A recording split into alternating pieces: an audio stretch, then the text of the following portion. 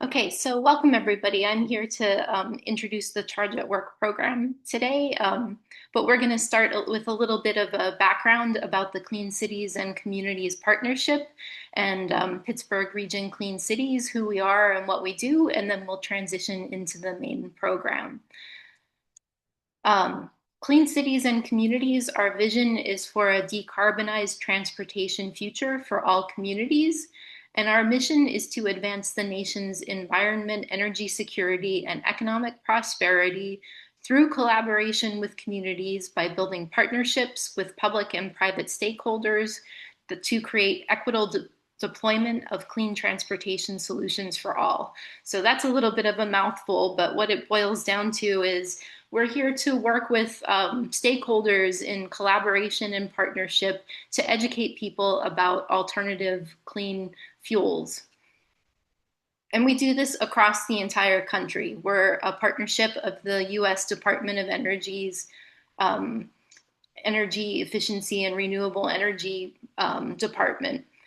And we advance clean transportation nationwide across more than 75 coalitions in the United States. So here you can see the map. All of the regions that are marked in blue and yellow, those are Clean Cities coalitions that are across the country. The ones marked in gray, they call them apprenticeship coalitions. So those are coalitions that are just coming on board. And the idea is that eventually we would span the entire United States. So we do work in not just in cities, in urban contexts, but also in suburban and rural communities as well. The Clean Cities and Communities Partnership has been around for over 30 years. And in that time, we've put over 1.6 million alternative fuel vehicles on the road. We've prevented more than 72 million tons of emissions, and that amounts to an energy use impact of 14 billion gasoline gallon equivalents. So working in communities, we have over 20,000 public and private stakeholders that are involved with this little project that we call Clean Cities. PRCC at a glance, we are a 501c3 nonprofit, and we've been a designated Clean Cities Coalition since 1996. Our coalition is comprised of public and private companies, state and local governments, municipalities, utilities, and individuals. And we fulfill a variety of functions. One big one is we help stakeholders find grants and incentives, vouchers and rebates, so a variety of funding opportunities to support their clean fuel projects. And then we work on those clean fuel projects with them, providing technical assistance. If there's a question on a project that you're working on, we can usually get an answer within 24 hours through our technical assistance team with the DOE. And then the bulk of what we do, of course, is education and outreach. So programs like we're doing today with this webinar. And we do this across an entire portfolio of fuels, including biofuels, hydrogen, propane, natural gas, electric, and others. Here in Pennsylvania, PRCC covers the 33 counties in the western side of the state. And then our counterpart, the Eastern Pennsylvania Alliance for Clean Transportation, which is also a Clean Cities coalition on the eastern half of the state, they cover the remaining 34 counties.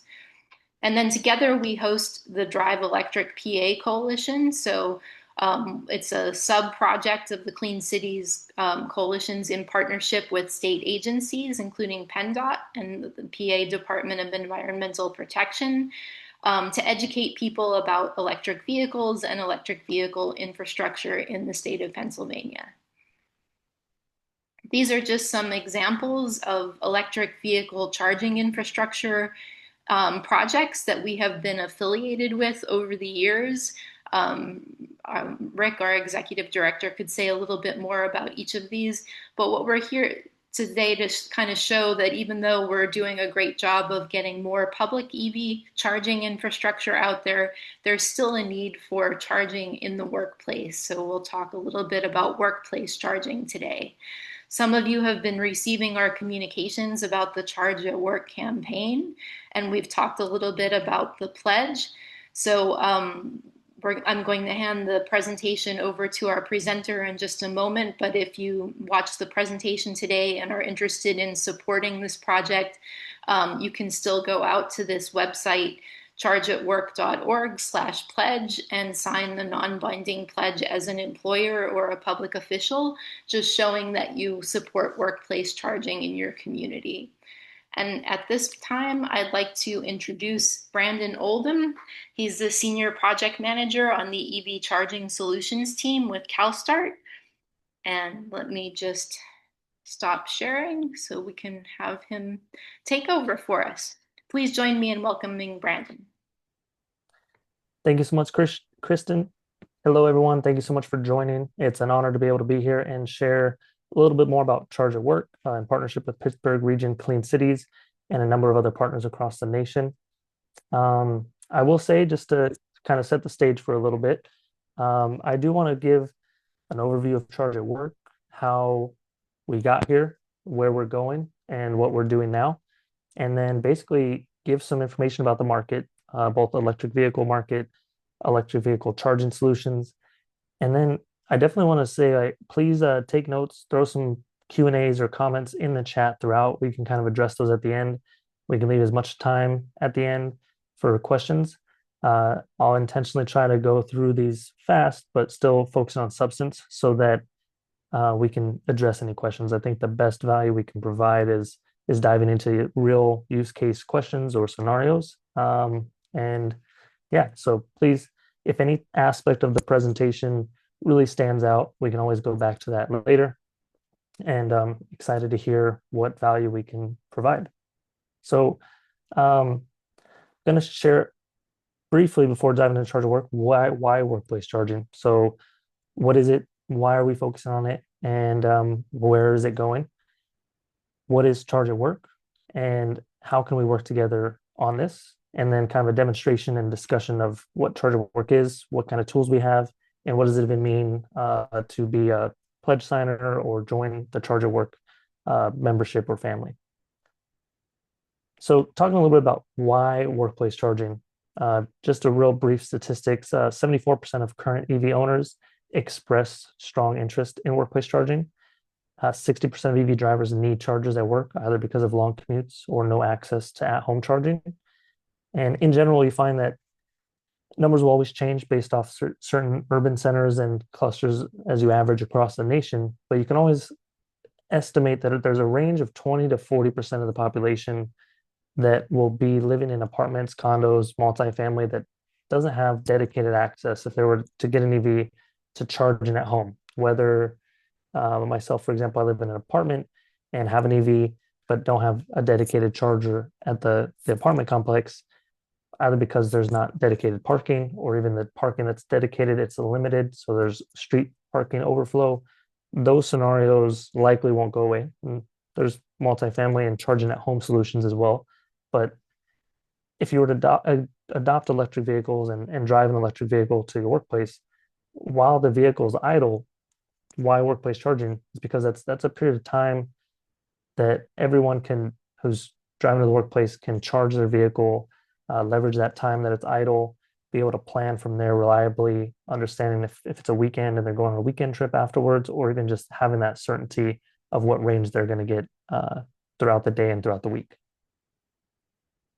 And there's a lot of other stacked value as well that comes from deploying workplace charging, being able to utilize local solar capacity that might be on the grid, being able to put energy into a vehicle that helps with bidirectional charging, provide potential energy backup when folks are going back home. But to talk more about where we are in the market and the need for workplace charging, it's really needed to cross this chasm. So nationally, we've reached 10% of adoption, which is a key stage in this early adopter market. And there are different markets across the nation, definitely some in California, Colorado, Northeast, Northwest as well. And even in markets in the Southeast, Florida, Georgia, you're seeing a lot more adoption. So average across the nation, we've hit 10% and growing. Certain markets, you're reaching 25%. So you're passing the chasm, basically. And what the chasm is from this chart is that with any new technology, oh, sorry about that.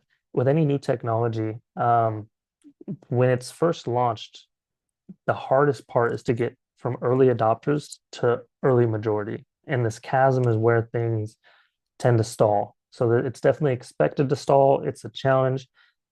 Our goal with Charge at Work and the Clean Cities and CalStart is to accelerate the adoption through this chasm to be able to get to the early majority and solve the problems in the market to allow folks to adopt EVs.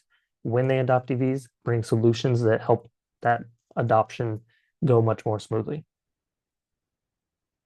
The paradigm that we operate on is a three-legged stool paradigm of if you can provide charging where folks live, work, and play, you're basically able to solve all the problems that people face in getting from visionaries to pragmatists, skipping from early market to mainstream market.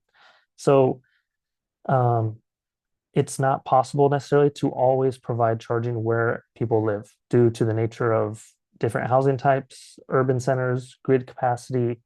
Um, Play is a number of different things that can be, say, if you're at a park, it can be where you're shopping, it can be where you're like a combination of living. But if you're on a vacation as well, being able to provide reliable charging en route, knowing that, okay, every 50 miles on a major highway corridor, I've got charging so I can go wherever I need to go. Or also Rivian with their adventure network, being able to deploy charging in more wilderness spots that traditionally have not had access to charging.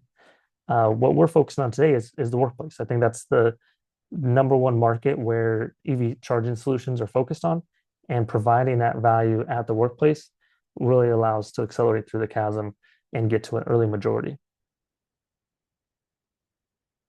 So also thinking about workplace charging, we've had to look at where do people work. And after this, I'm going to talk about more what Charge at Work is, but where we started to understand, okay, what are we doing when we talk about workplace charging and what's important figure wise to understand strategically where people work. What we're seeing here in this table is the percent of the workforce represented across these different industry verticals represent rounded 57% of the total workforce nationally. And then assorted from top to bottom, you have the industries where the largest percent of the workforce is represented. So largest percentage, single industry is professional and business services. Think your standard office buildings. So most of the workforce, 13%, works in these office buildings. Different challenges that come with that. Some own, some lease, etc. But that's the number one place where folks work. Second is actually healthcare and social assistance. So think hospitals, nursing centers. And when I learned about this statistic, it made me, as I drive around, realize when I pass hospitals just how large the parking footprint is. And even in urban centers, how much space is dedicated to that parking structure. So things started to click as I realized that connection, which I had never noticed before. Schools actually round out the third top spot of where people work the most. And this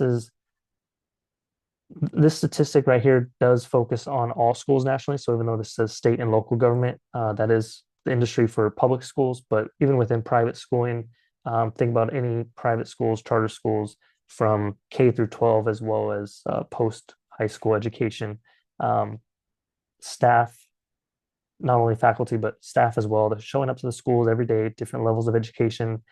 And then once students pretty much passed in the US, depending on different markets, past 16, you could almost count students as workplace. So I'd say arguably starting as soon as junior or senior year in high school, if kids are showing up to the workplace with an EV, which depending on the used market could be like really good way to like save money on fuel. Know if you're able to charge at the workplace that that fuel cost can either be subsidized or is free or very cheap compared to gas, depending on local markets. Um, Even into post high school education, folks that are showing up as students to schools. I use workers because we would categorize if your full-time job as a student, you're kind of workplace charging for schools that adopt it can be meeting that workplace charging by providing charging for students that are driving to school with an electric vehicle. Really, these last two industries, we include them on here. It rounds out the total workforce at 57%, but they're under 10% total. And we really think that these industries, retail, trade, think your local shopping centers or leisure and hospitality being hotels definitely can provide value for workplace charging. But what we tend to see here in the market is actually the deployment of there might be fast chargers here, a suite of Tesla fast chargers, Electrify America, EVgo, just to name a few of the main ones, high-powered DC fast charger or level 3 charging that's deployed here, sometimes level 2 as well while you're shopping, maybe just get a quick top up. But they're usually not focused, both these verticals, on the employees or staff. But they definitely can, but typically if a shopping center is going to utilize any existing electrical capacity, they want it to be a little bit monetized, which you can absolutely do with DC fast charging. So it makes sense why they would provide that solution. Hot hotels as well would then focus on the guests that are showing up. And it's a way to also attract different guests who would intentionally sometimes filter hotels they stay at based off if they have an EV and if that hotel can support there. So even though hotels could also deploy chargers for employees and staff, and they might, when they do a project like this, their main focus kind of steers it away from the workplace charging. However, they do round out the total industries that make up a majority of industry types where folks work across the nation. So this gave us the lens. Okay, so nationally speaking, what do these industries look like? What type of clients would workplace charging be deployed with?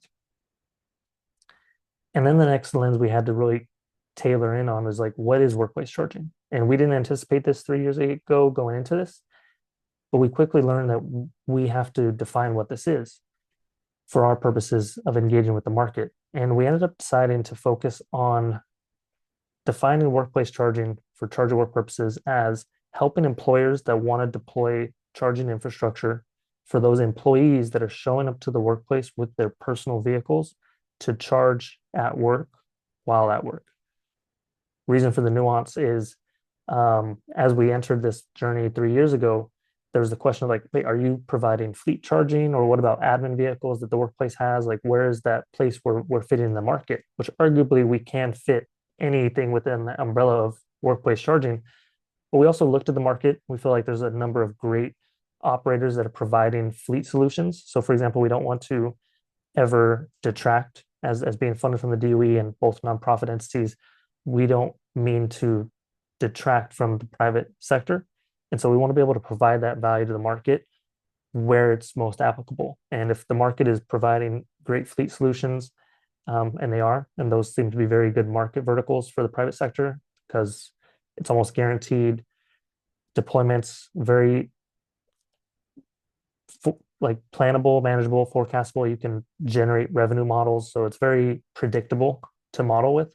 Workplace charging sometimes for employees ends up being a black box. Like, okay, are we doing this as an incentive? What is the recoup we can make? And that's why we want to focus on that area. It is a challenge, but by addressing those challenges, we can provide value where the private sector can't always meet that value. So that's where we landed. They usually focus in on level 1 or level 2 solutions, being that 120 or 240 volt deployments, because DC fast chargers tend to be cost prohibitive if you're talking about deploying one at the workplace. Can you? Yeah, definitely could. Would you? It doesn't always make sense, but it could in some very high-end use cases. The last thing too around why workplace charging is a recent study by Stanford researchers suggested that shifting current EV charging from home to work and night today could do a number of things: cut costs, improve grid efficiency, reduce greenhouse gas emissions significantly, and then enable wider build out and reliance on renewable generation. So the reason for this is really that last bullet point there is that because the original theory a while ago was rates before solar deployments grew, and you're talking about curtailing solar generation during peak hours where solar generation is the highest. Time of use rate structures typically used to be cheaper overnight, but actually what studies have found is in markets where the distribution grid has deployed solar, it's actually very beneficial to make sure you have as much demand on the grid during peak solar generation times. Otherwise, you're having to curtail, which in generally means losing that electricity generation because electricity is consumed and generated at the same time on the grid, unless you start to do some battery storage stuff. But in essence, deploying workplace charging creates a demand on the grid at times that coincide with peak solar generation. So it's a win-win for combining greenhouse gas emission solar deployment projects, being able to provide a demand that meets that supply, and then improve grid efficiency because that solar is not having to be wasted or lost. That brings us to what is ChargeAtWork? So it's a journey that started 3 years ago, and it's a project that aims to provide technical assistance wherever anyone's at in their journey to deploy infrastructure. Thankfully, due to our funders and the DOE and our partners, we're able to offer this for free. What does that mean? It really means anywhere in your journey, starting with learning, you can sign up for updates, read case studies, ask us unique questions based off where you're at, and just learn about workplace charging. What would that look like? And then ideally, where we want to be able to provide that value is whether you've deployed solutions and we can feature you in a case study to scale that and show other folks how to deploy it. We want to engage. So signing the pledge, rolling up numbers across the nation of workplaces that are interested or have deployed charging, um, featuring case studies, hosting ride and drive events, really celebrating deployments that either have been done recently or planning those out and then celebrating them at the end. Education campaigns for those employers, depending on the use case, that want to participate in helping adopt electric vehicle transportation, being able to facilitate ride and drives. And then really where we as a team come together is planning. So when you're talking about an infrastructure deployment project, how do you deploy infrastructure? What does that project even look like? Typically, if a company is taking this on, it usually starts out of the blue for some certain reason, and there's a number of use cases why. Might be the first few employees have shown up with an EV and they've started asking questions. It might become an ESG goal, or it might just be a way to leverage different options. Like if you recently had a solar deployment and there's different time of use rate structures where a utility is offering incentives, and all of a sudden just the questions are percolating internally that it makes sense to start going down this route. But spoiler is when folks do tend to go down this route, they're very quickly hit with a complex environment of it's a civil engineering construction project that you're going to deploy. It might involve trenching and conduit runs in the parking lot. How do you facilitate that? You're quickly could be talking about estimates that run into the tens of thousands of dollars. How are those costs going to be absorbed? Is this a black box of costs? Why does, if you go to the market and get a competitive bid, why does contractor X say it'll cost this, but another contractor Y says it'll cost this? How can we decipher all that? And that's the value ChargeAtWork brings, is cutting through the noise, giving you tools to be prepared for those discussions, and then even being a concierge with you through those discussions at whichever step we can be of assistance. And then really being able to deploy that infrastructure and celebrate with you. Sounds like, if that sounds like a complex task, I'd say it is, and that's why we can't do it alone. So CalSTART leads this effort, but we do it with a number of partners across the nation that it would not be possible to do this without, including Pittsburgh Region Clean Cities. Thank you so much for hosting this and being able to be a partner on this, including EPAC. And then the way that we deploy is with a number of different partners. So depending on that vertical that you'd like to engage with us, whether it is building a project, scoping it, deploying it, we've got installation partners who can actually help do that. If it's a case study or if it's hosting a ride and drive, we can do a number of options there. And that's basically what Kristen was sharing at the beginning, what the pledge is. That helps tailor what solution are you looking for. So if anything is interesting across those verticals and you'd want to engage with the ChargeAtWork team, which may be a different partner depending on where you're at and what you're looking for, we'd love to be able to provide that value and answer some questions. And I think the first step is here. So again, if any of this is interesting, please queue up any questions or comments. I'm going to jump into a demo here soon of the project builder. And what you'll see is it's basically a free virtual workspace to build your project. I'm going to give a live demo here, and it's basically going to be, what you'll see is I'm going to walk you through what you would see when you register and go through a pilot project to build. There's a wizard to walk you through it, and then basically summarizing what you see when you are looking at the output of that wizard, and then how to continuously improve or adjust that project, and what next steps you should take from that project builder output. So give me a second here. I will stop this share. Go here. If I can just get a quick thumbs up or confirmation, should be seeing a web browser that shows the Charge at Work homepage. All right. So now where we're at, we're about like I mentioned, we're near the tail end of the outreach education campaign of this, and we really do focus on helping folks deploy charging, celebrate charging, and the Charge at Work website is a resource hub. So you'll find a number of things here. Just to quickly give a tour before the project builder. So if you're ever interested in connecting with our team, pledge in our experience we found is kind of a big loaded word. So I want to kind of take that away and let's take away the intimidation of that. You're not, we wanted it to have and feel like some type of seriousness to it, but also sometimes we found it makes folks hesitant because like what are they pledging or committing to? But you're not pledging or committing to anything. It's really just being able to signify that you are joining a network of other folks who have signed the pledge, including Fortune 500 workplaces and businesses that do work in this business, talking hardware and software providers for charging infrastructure, as well as big name brands like IKEA, Paychex, which is an HR solutions provider, Siemens, Prologis, United Power, a number of different businesses that have signed on the pledge, signaling some level of support. They either work in this space, they've deployed infrastructure, they want to deploy infrastructure, they're willing to host education or case studies on the way they've deployed infrastructure, any and all the above. So over time, you may see this form change. I do want to caution that, but in general, we're trying to simplify who's making that pledge and limiting the amount of information we ask. But all of this, the more you fill out, the better. That just helps us know, okay, you're looking for infrastructure deployment, case studies, tools that our team takes, and then we'll follow up basically on what you shared.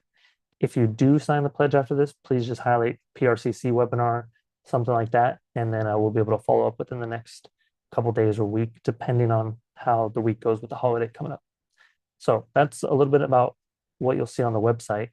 A number of different resources, really great ways to filter depending on who you are or what you're looking for. Because at first there's a lot of resources there, but a nice way to filter that through. And then we have more case studies in the works, but one that's published right now with the city of Phoenix and the unique challenges that they're looking at solving with workplace charging. That brings me to the project builder. So anywhere on the website in the top right, if you click build your project, you're going to be taken to the project builder.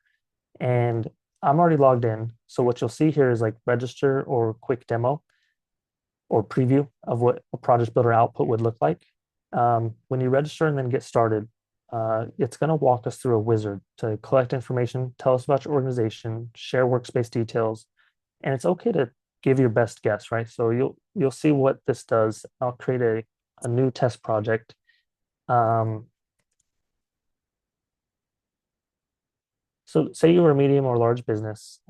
This is a local, anyone in the chat actually, what is a local zip code in Pittsburgh that I might use? I want to see if that'll be more applicable.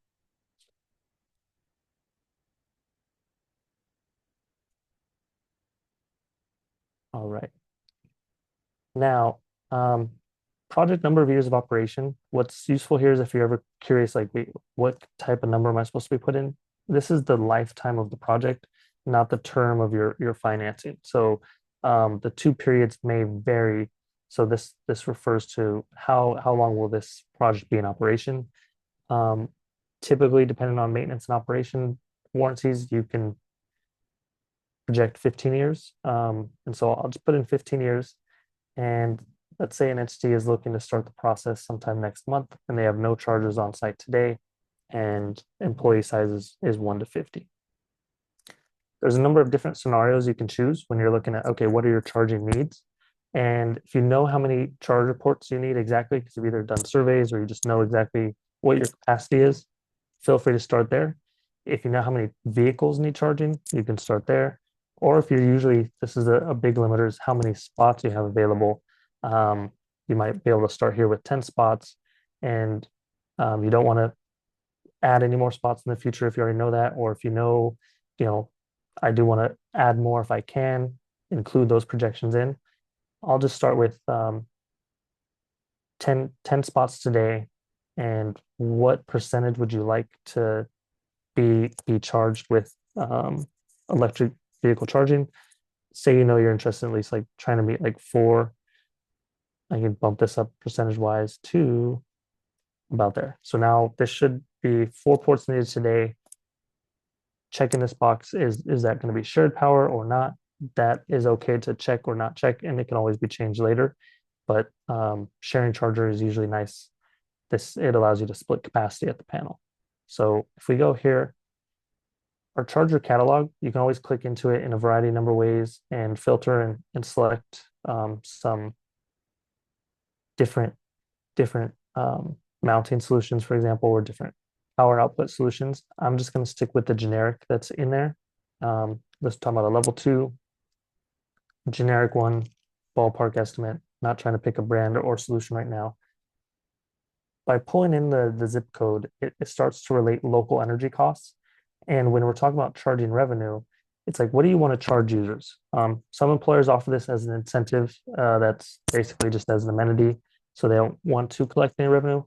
Some need to, you want to recoup costs.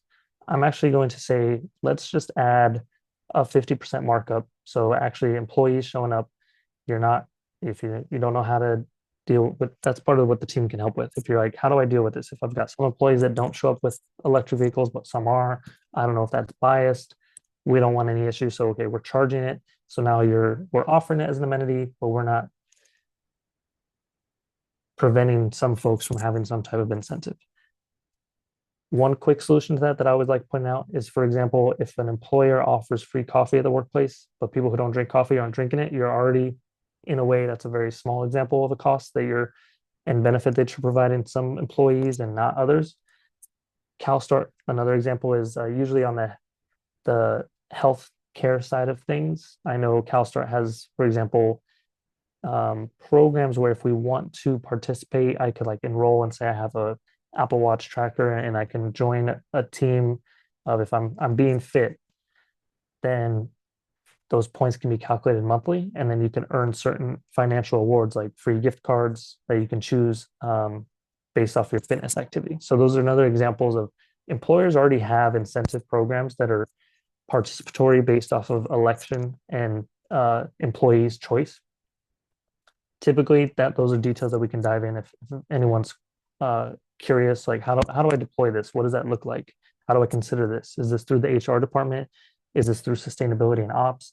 How do we roll this up to count carbon emission reductions for ESG goals to possibly qualify for grants down the road? All number of reasons why, various reasons why an entity might want to deploy this. So I'll hit next, getting close here. This is really where you start to get very technical. And we would recommend first just say you don't need a new panel. Um, Keep your conduit run under 50 feet to get a semi-accurate but affordable quote. And it's okay to leave the concrete slab at 9 feet as the default. Then you'll basically get to see results. Now, what this is on the overview screen very quickly for a project that's, oh wow, I don't know how I ended up at 29 ports. Um, that was supposed to be like 4 or 10, which I'll show you how to change, because the reason why I say that is that's going to be a gut check of a very expensive project. Let me go in here and just try to get that there. I think I went too low. Let's start there. All right. I dialed that in a little bit. So now this deployment is looking for 8 charger sets, each one assuming a $2,600 cost. And there's some quick math on the charger set. You can always add more charger sets. This is nice if, for example, a company wants to deploy, they want a holistic picture of the costs, but they're deploying it at different sites or different parking lots or different garages, depending on how large the campus is. You can add different charger sets and then still get a holistic view of the costs. So I wanted to dial that in because usually you're not talking about almost $200,000 CapEx expenditures. This is a ballpark figure. I will add the disclaimer down here that, this is not an official quote. This is literally meant to, with very little work of before having to go to the market, answering some questions about your site, all of a sudden being able to do a project planning resource of what is this going to look like. So you would be looking at a year one capital expenditure of $51,000. How would I fund that? Okay, if you got cash on hand, or if you want to do some financing types with financing, you can fill in different loan rates and understands like how many years you want to finance that, and then you can apply the calculations there, and you'll start to see like, okay, year one expenditures, and this was paid off by year six. So what does that look like? Now going into the overview again, operationally, there are costs down the road that you're going to have to be considering network and software, warranty, maintenance, insurance, then the electricity consumption. This right here, the charging revenue, when I added that 50% markup, basically for every kilowatt hour you are consuming, if that employer did add a little bit to that, now this is revenue they'll generate. That's what the negative is. This still comes out as positive. So then the OpEx cost ends up being 2,000. So you can dial in that percentage. If all of a sudden I wanted to say a business is wanting to recoup 75% markup. So that's still 21 cents per kilowatt hour, is cheaper than most costs for fueling. And now all of a sudden you're generating $6,700 in revenue on the charging costs when folks are charging their car. And over the lifetime, that's where that 15-year of operation came in. You're potentially generating revenue of $100,000, which now in that 6-year payback period, you're able to pay that off and be profitable from that year on. Now, by the end of 15 years, you do got to consider, okay, are we replacing these chargers? But now you can do the math to see, okay, if we've got to spend another 50,000 in 15 years, we will have another 50,000 that we've paid off and to pay again for a new charger set. That's really where we see the power of this tool, and the power of our team is to basically help accelerate and deploy clean transportation solutions. For this context, it means workplace charging at workplaces, but within the mission and vision of CalStart and different Clean Cities entities, it really can be agnostic to fuel source. CalStart works nationally with a number of partners to deploy all clean transportation solutions, depending on what that means for local markets. Really from here, I'd say this usually gives folks a really great foundation now of information they'd roll up, and then they want to know, what steps can I add to this? Well, there's different incentives you can add to this, depending on, we err on the side of trying to capture as many potential opportunities there are out there. This is all based off the zip code you put in, and there might be a federal technical assistance. And I do say it looks like in this zip code, there's no local or utility grants that we're able to pull. We would then, for example, on our team or PRCC's help, we'd actually try to quantify, are there any other incentives we know about that aren't being reflected here? Because this database gets updated probably about every year, and then we kind of update it on a case by case basis if needed. Charging wise, this kind of, if you wanted to dive deeper into what those charging revenue costs and operations look like, you can explore that. But really, the next value add is we see this process. So, say you did this on your own and you want to work with the team, then you fill out the pledge and you're like, okay, hey, I did this project builder, really cool. I don't know what I'm looking at. Can we set up an intro call? After that intro call, we might send some more forms to fill out, which would be like, hey, give us these answers about your site. That's all in the sense of, the goal of that is to set you up for a free site assessment. To prepare for that site assessment, we might want to collect, hey, do you have any engineering single lines, electrical single lines? Did you deploy any other electrical projects recently where you would have that material? Did you already go to market and get a quote? You can upload here and then give us permission to review it before the meeting. We can pull in our installation partners, get a free site assessment, and then that site design leaves you with a quote. Then up to that point, all of this has been free, no cost, and no expectation to move forward. Of course, if everything matches and you wanted to move forward and you've got that quote and you know what it costs, dial it in with the partner we connect you with is preferred. But at the end of the day, too, it's not expected. At this point, you would basically be left with a dialed in quote and cost estimate and pathway to where, if you wanted to move forward, you know exactly the timeline it would take to then move forward with any permitting and contracting and final design to basically get this installed. Depending on local weather and utility permitting and building codes, Once you've gotten to that point where you want to move forward with an entity, you can get these deployed in as little as 2 months, but we usually say 2 to 6 months. And then depending on if you're considering weather and any other projects on the at the workplace, you might want to pair it up with another construction project you have in the parking lot or prepare the employees in the parking lot. You could choose when to deploy it, but it could be within ideally a year time frame. So that is the key aspect of ChargeAtWork and the ChargeAtWork project builder.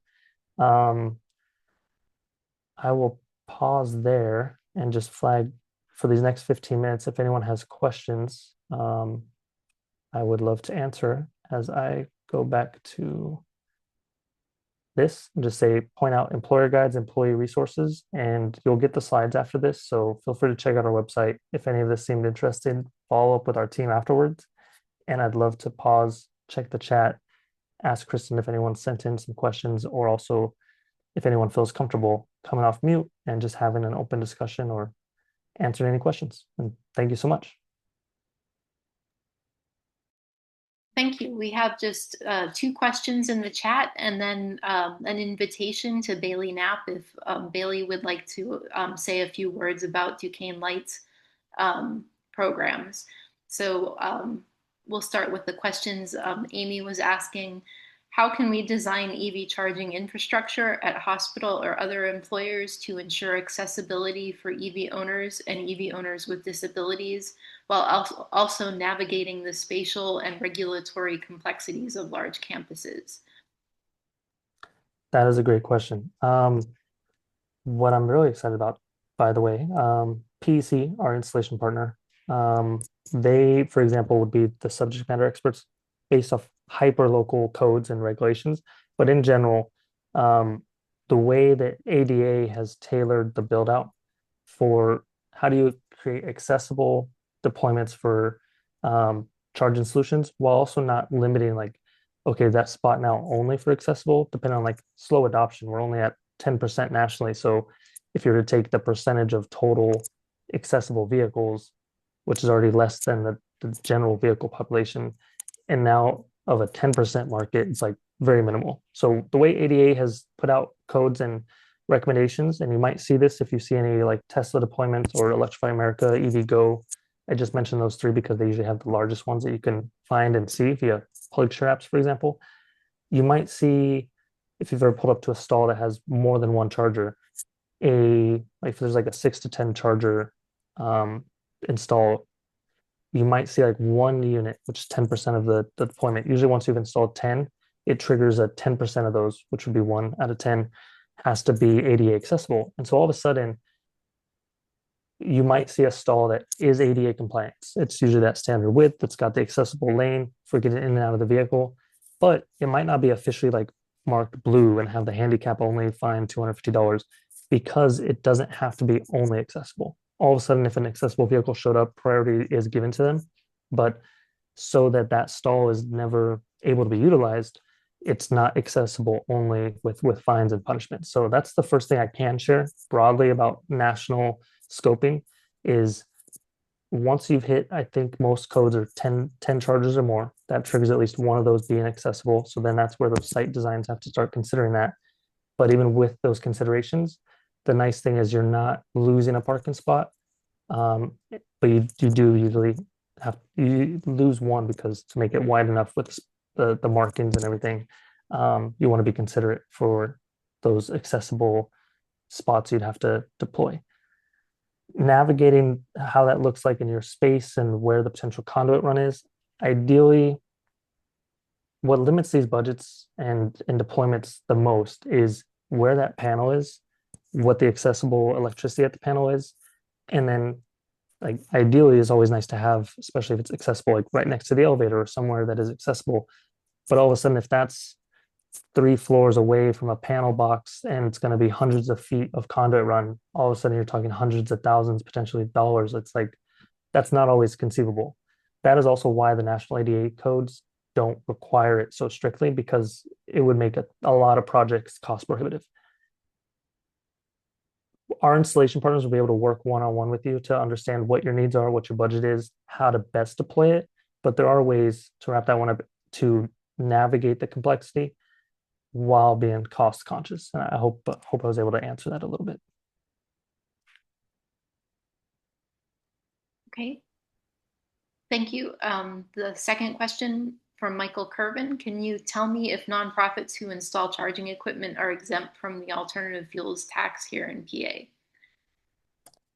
I do not know that one locally, but if you were to email us, please, PRCC, if you know any information, or if anyone else on the call knows too, like that'd be something I can research. I don't want to give wrong advice, like, especially, but I'm happy to guess that sounds like PA has a alternative fuels tax. Is that on equipment? It sounds like it's charging equipment, but so I would guess not. Like, so my guess is that it, where this comes in at, right, is so states get a lot of funding from a fuel tax. So most vehicles are still absolutely ICE, internal combustion engine. So a lot of the revenue, and this is real challenges, and we recognize this and we want to be a part of the solution. We're not trying to necessarily take away revenue. So sometimes why you might see if you got an EV and all of a sudden you have a $200 registration fee on top of that is because, well, over the course of a year, policymakers have done their best to extrapolate the cost that they would have made in revenue when you had a gas vehicle and all the gallons of gas you bought throughout the year, you paid a tax that goes towards road maintenance, goes towards different things, infrastructure. But if everyone adopted EVs, like they're losing that revenue. So how do you mitigate that and account for that?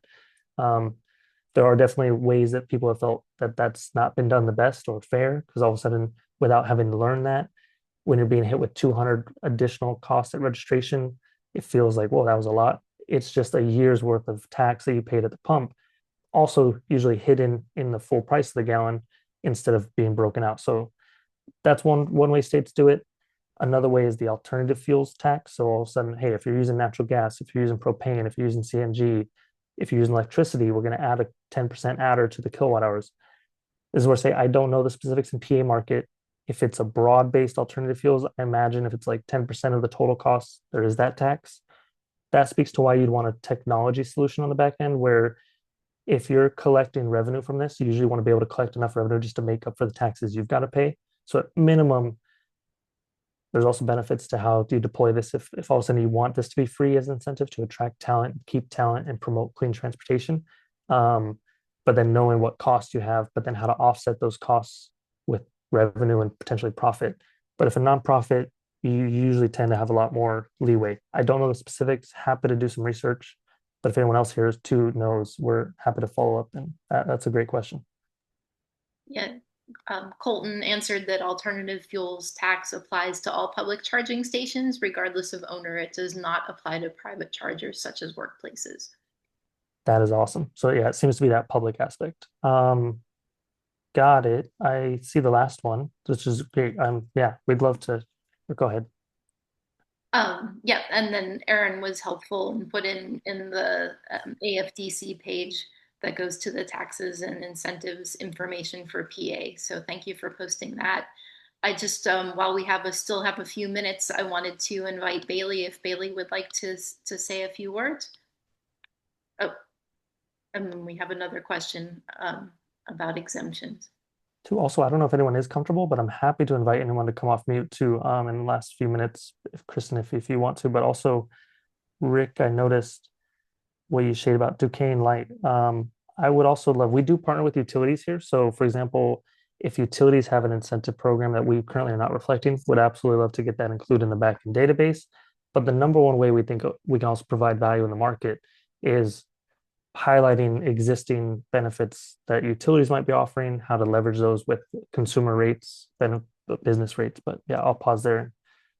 Happy to hear.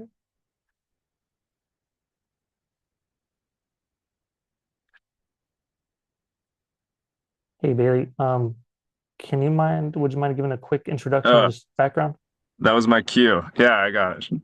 All right, so I'm going to talk a little about Duquesne Lights program and agree with Brandon here. Any opportunities to collaborate with some of these programs would be super helpful. So I'm just going to give a quick, just like summary and try to wrap us up here by 3 o'clock. So Duquesne Light is the local electric utility in Pittsburgh, so Allegheny County, and also going out into like Beaver County. So I'm specifically from the electrification team. So this team, we do like larger Just more than like EV, we also do like time of use rates, switching over to electric appliances and many things like that. I specifically work on the electric vehicle team. So we have fleet charging and community charging programs here at DLC. If I had to like sum it up in like a couple sentences, pretty much we will pay for all the infrastructure cost upgrades needed to support electric vehicle chargers. The only thing that the customer needs to provide is the actual purchase of the charging station and then getting a, electrician to install the charging station. So going in, as Brandon mentioned, we're kind of in that early adopter stage and like hoping to move out of it within the next years. In the local area, we're predicting more than 80,000 EVs by 2030, the majority being light duty, which is just, normal cars, and then also moving into medium and heavy duty. So one of our big case study projects is electrifying a local bus fleet. So a lot of school buses are going around now that are electrified. The PRT projects, so the actual city buses, we've had some city or electrification projects with them. So those are very cool, and we like to highlight those. And I'll go down just into the types of charging. So we focus just on level 2 and DC fast. So level 1 is primarily just for residential, like plugging into your house. We don't have, this program isn't focused just on residential. We're looking at, the different community, workplace charging, as we're talking about today, fleet charging for, businesses that actually want to convert their company vehicles to electric. And then we have a few criteria for like what makes a good project. So as you said, we put a large investment into these type projects. We just want to make sure that they're being utilized over a course of 10 years, being cost effective. And then we actually have a rebate program for supporting disadvantaged communities. So we'll offer you half the price on your charging stations as a rebate if you follow a certain criteria. And I just want to go into kind of what, the more specifics real quick. So we do, like I said, public charging that could be working with government, nonprofits to just support, full access parking lots to anyone in the community that wants to use it. Workplace charging is an amenity and working with, even property owners if needed. The residential projects we do is the multifamily, so apartment buildings, multi-unit dwellings. And then for the fleet side, we actually have a fleet advisory service, so we'll have a third party come out and assess your fleet and provide a full report if switching to fleet makes sense. So what that looks like in cost over a period of time, what you would be spending on gas versus electric, and giving you that suggestion. And this is really the like main description of how our program works. If you look to the right, everything in the right in orange is what DLC will cover and what we'll own for the 10-year period. So if there's transformer upgrades that need to be made, we'll do those. We usually look to come off existing transformers. We'll set the meter, a new panel, and then conduit and wiring. So we'll do all the engineering, design, work, and installation for everything that's in orange. And then, like I said, the customer would be responsible for the actual charging station here in blue and the cost to install them. So if you're local in Pittsburgh and interested in any of the type of charging, feel free to reach out to me after this through email. I think it's a great program. It makes installing these chargers a lot more affordable. And it's something just as a whole that we're looking to electrify, Allegheny and Beaver County and really support this like transition into the electric vehicle market. So appreciate it, everybody. If you have any questions too, just let me know. I'll pass it back to Kristen. Thank you. Any questions for Bailey or for Brandon? I know I've got a question for Bailey. I'm so sorry. Bailey, by the way, I Yeah. didn't mean to hijack so much time. No, you're I want good. to self-volunteer and say I'm happy to stay on a little bit if anyone can, or please reach out to our team. We'd be happy to schedule 15, 30-minute times with anyone. Bailey, I just want to highlight that program that Bailey and Duquesne Light's offering is amazing. And where ChargeAtWork comes to marketplaces, right, we want to accelerate and jump on top of that. So Bailey, anything we can do to make sure we're able to then share for Pennsylvania or regional within your territory customers your solution. I do want to emphasize too, we are market additive. We're not, because we actually don't have a team of installers. So we would absolutely add to this deployment. And then if we can just be briefed on the details, our team can help expand that knowledge and share it with any leads we're getting and then drive them to you to also benefit your program. Appreciate that. Yeah. That was a great program, by the way. Just the details that you shared too, Bailey, for everyone on the call. Those are exactly the type of connections like where essentially the challenge is there are so many incentives and values out there, but if you don't know about them, you might end up spending, for example, 50K as a business because you care about this, you're doing it. But why Charge at Work exists and the funding from the DOE and I think our Clean Cities partners and then utility partners that are coming in, we want to absolutely try to make it as easy and seamless as possible for entities who are deploying this, save costs, potentially scope. Like you might go into it thinking like, I just want one or two. But hey, it's like actually if you added more, you end up saving more because if you tailor your scope to meet the best project, then all of a sudden you're able to add more to where 1 plus 1 ends up actually equaling 3 instead of 1 plus 1 being 2. So I know that's usually cliche, but that's exactly the type of value we want to add to the market. And I think when all the industries are coming together and you're not feeling left alone of having to go to the market, find an electrical contractor, not understanding the cost or the why, or also even knowing like you can really tailor that in and potentially work with a utility where if you didn't have capacity, you don't have to accept less. Like you had one and more chargers, but now the just an electrical contractor doing his good job, but not knowing everything else because he's got a number of jobs to go to as well. All of a sudden, working with Bailey's team or our team or PRCC and being able to pause, take time, not feel pressured, and know like, oh, I could build even a bigger project, and the utility will pay for those upgrades. And it's really worth pausing anytime you're spending 50,000 plus dollars on a likely solution. That's just a ballpark estimate as from the example I pulled earlier, but there's a lot of value. So to not be sticker shocked of like that might be what it costs, but there's so many incentives that we would love to connect you to. And with that, I'll pause. Obviously, very excited and passionate about this space. We want to help anyone who's trying to deploy solutions. And Kristen, I'll hand it back to you. Okay. Any last questions or comments? Okay. Thank you for attending, and we'll be sure to get the slides sent out to everybody who registered, and hope everybody has a great holiday week, and we'll talk again soon. Thanks. Thank you, everybody. Thank you.